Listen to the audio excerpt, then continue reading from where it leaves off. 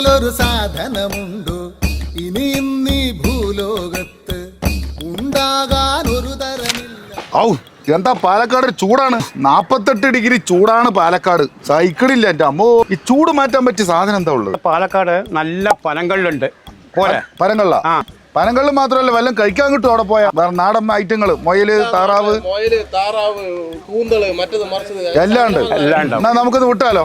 എന്തായാലും ഒന്നും ചൂട് സഹിക്കണില്ല, നമുക്കൊന്ന് പനങ്കള്ള് അടിച്ചിട്ട് തണുപ്പാക്കാം കേട്ടോ. എന്തായാലും ആയി എന്ന് പറഞ്ഞു, നല്ല ചൂടല്ലേ പറഞ്ഞ പനങ്കള്ള് കുടിക്കാൻ വേണ്ടി വന്ന് നോക്കുമ്പോ കുട്ടികളും ഇഷ്ടം പോലെ ആൾക്കാരും. അത് മാത്രമാണ് എന്താ ഒരു കല്യാണത്തിന് വണ്ടി നിർത്തിയ പോലെ നിർത്തിക്കണോന്ന്. എത്രയാ ഒരു വണ്ടി പാർക്കിംഗ് നിർത്തിക്കാണ്. ഈ വണ്ടിയൊക്കെ അവിടെ നിന്ന് പാർക്ക് ചെയ്തിട്ട് നേരെ അങ്ങോട്ട് മുന്നോട്ട് നടക്കണോ ജഗ പോക. എന്തായാലും ആയി എന്ന് പറഞ്ഞ് നമ്മുടെ ഏട്ടന്റെ കള്ളുഷാപ്പിന്റെ ഉള്ളിൽ കയറി നോക്കുമ്പോ മീനുകളൊക്കെ ഇങ്ങനെ പൊരിച്ച് അതുപോലെ പന്നി ആയിക്കോട്ടെ, ഞണ്ടായിക്കോട്ടെ, എന്തിനാ പറയണ്, എന്താ ഒരു ഐറ്റമാണ് അവിടെ. എന്തായാലും ആയില്ലേ കേട്ടാന്നൊക്കെ പറഞ്ഞ് ഞങ്ങൾ നേരെ പോയി നോക്കിയും കൊണ്ട് ടേബിളിൽ ഇരുന്നു. ഏട്ടാ ആയിക്കോട്ടെ നോക്കുന്ന സമയത്ത് എന്താ ജഗ പോക തിരക്ക്. തമിഴ്നാട്ടിലെ ജനങ്ങൾ മൊത്തം ഈ കള്ളുഷാപ്പിന്റെ ഉള്ളിലുണ്ട്. അങ്ങനെ ചെക്കന്മാര് പാട്ട് പാടലും എൻജോയ്മെന്റും ഒരു വേറെ ലെവലിന് കേട്ടോ. നല്ല ഒരു കിടിലൻ ആംബിയൻസ് ആണ്. എല്ലാവരും നല്ല എൻജോയ്മെന്റ്. പെൺകുട്ടികളും ഉണ്ട്, അമ്മമാരും ഉണ്ട്, എല്ലാവരും ഉണ്ട്. എന്തെങ്കിലും ആയി കേട്ടാ പറയുന്നത് കേട്ട. അങ്ങനെ പനങ്കള്ള് കൊണ്ട് തന്നു നമ്മളെ കയ്യിൽ. പനങ്കള്ളൊക്കെ എടുത്ത് ക്ലാസ്സിലേക്ക് ഒഴിച്ചു.